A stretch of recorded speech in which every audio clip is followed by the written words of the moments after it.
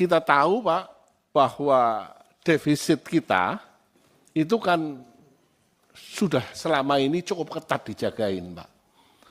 Apakah ada wacana untuk kemudian dilonggarkan?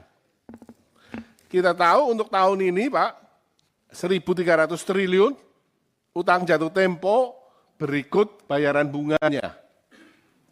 Ya. Nah, saya terus terang bertanya-tanya terus Pak, ini apakah memang benar kita punya kemampuan bayar yang sound and clear untuk ini? Dan untuk tahun depan kira-kira seperti apa Pak? Jangan sampai terjadi default. Saya yakin kalau Pak Purbaya dengan segala macam pengalaman yang Bapak sudah miliki sebelumnya, dengan didukung oleh para wamen yang luar biasa dan seluruh jajaran eselon 1 Kementerian Keuangan yang sudah teruji, harapannya sama-sama Pak, kita bisa mencapai dan membuat Indonesia menjadi lebih baik. Terima kasih. Assalamualaikum warahmatullahi wabarakatuh.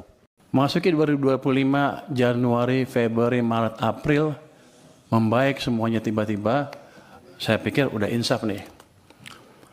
Pertumbuhan uang sempat mencapai 7% di bulan April. Makanya ketika saya rasakan di bulan April, saya bilang, kita sudah keluar dari krisis, Indonesia akan cerah. Yang saya nggak tahu, Mei jatuh lagi, Juni jatuh, Agustus, Juli jatuh, Agustus jatuh ke 0%. Jadi periode perlambatan ekonomi yang 2024 gara-gara uang ketat tadi dipulihkan sedikit, belum pulih penuh, direm lagi ekonominya. Itu dari sisi fiskal dan moneter. BI kita, nggak tahu nih pada marah sama saya nggak habis ini. Nanti tetap traktir ya. Pemerintah karena terlambat membelanjakan anggaran, membelanjakan APBN ya, uangnya kan dari bank sentral. Beliau rajin narik pajak. Nggak apa-apa, masuk ke bank sentral. Kalau dibelanjain lagi, nggak apa-apa. Tapi ini kan nggak. Ditaruh sana santai-santai. Kering sistemnya. Bank sentral kita juga sama, katanya saya nanti kan penguasa ya.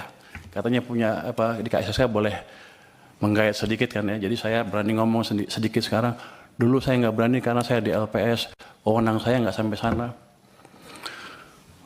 Jadi dua sisi mengetatkan kebijakan kita. Bank naruh uangnya di bank, padahal uang kita banyak. BI menyerah sampai 800 triliun. Pemerintah pada satu titik sampai 500 triliun sampai lebih di bank sentral. Sistem kekeringan. Yang Bapak-Bapak rasakan adalah yang kemarin demo itu karena tekanan berkepanjangan di ekonomi karena kesalahan kebijakan fiskal dan moneter sendiri yang sebetulnya kita kuasain. Yang jadi pertanyaan saya kan, di sini Komisi 11 rapatnya dengan Menteri Keuangan berapa ratus hari dalam setahun. Kenapa tidak pernah mempertanyakan itu? Dan sekarang saya datang ke sini tiba-tiba, semuanya pertanyaan banyak sekali yang harusnya sudah putus pada waktu itu. Tapi nggak apa-apa. Jadi ke depan yang saya lakukan adalah memperbaiki itu sebelum merubah yang lain-lain. Struktural lain kita bisa rubah, tapi quick win-nya di situ. Saya akan balik kondisi yang memburuk karena langkah kita sendiri. Oh gimana? Ya paling bagus kan percepat belanja anggaran. Oke, belanjanya cepat-cepat. Tapi yang kita tahu, itu nggak semudah membalik tangan. Saya pernah tanya Pak Jokowi dulu waktu saya di istana, Pak balikin uangnya ke sistem. Loh apa bedanya? Kan nggak bisa belanja juga. Pak, kalau uang Bapak ditaruh di BI, dosa Bapak dua. Satu, Bapak nggak bangun ekonominya. Yang kedua, sistem kering, nggak bisa bangun juga.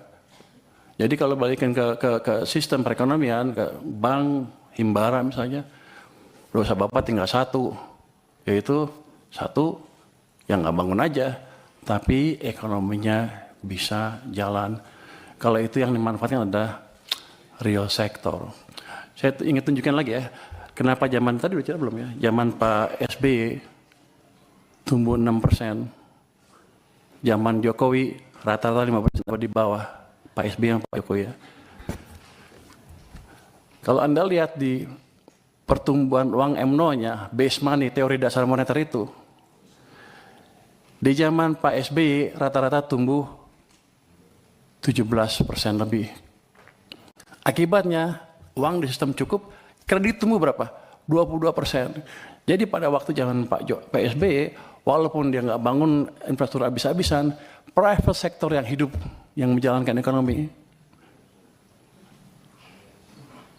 itu berhubungan juga dengan rasio tax. Ketika tax private sector yang jalan, dia akan lebih banyak bayar pajak dibanding pemerintah. Tax ratio kita tumbuh 0,5% lebih tinggi dibanding ketika zaman Pak Jokowi. Pada zaman Pak Jokowi, uang tumbuh hanya sekitar 7% MNO-nya. Bahkan di titik-titik itu sepanjang tahun, 2 tahun terakhir sebelum krisis, itu tumbuhnya 0%. Memang ekonomi sedang dicekek. Cuman saya nggak tahu waktu itu karena saya di maritim. Jadi begitu 2020 saya diminta bantu, saya kaget. Pak, kenapa begini Pak? Bapak bangun apa-apa mati-mati pun nggak bisa. Karena mesin ekonomi kita pincang. Hanya pemerintah yang jalan, sedangkan yang tadi 90% berhenti atau diperlambat. Zaman Pak Prabowo juga bisa sama. Ini sekarang masih baru. Kalau pemerintahnya masih lambat belanjanya dan mencekik perekonomian juga dari sisi lain dan moneternya juga sama, maka akan lebih buruk dibanding yang 2 zaman sebelumnya. Dua mesin mati. Jadi tugas saya di sini adalah menghidupkan kedua mesin tadi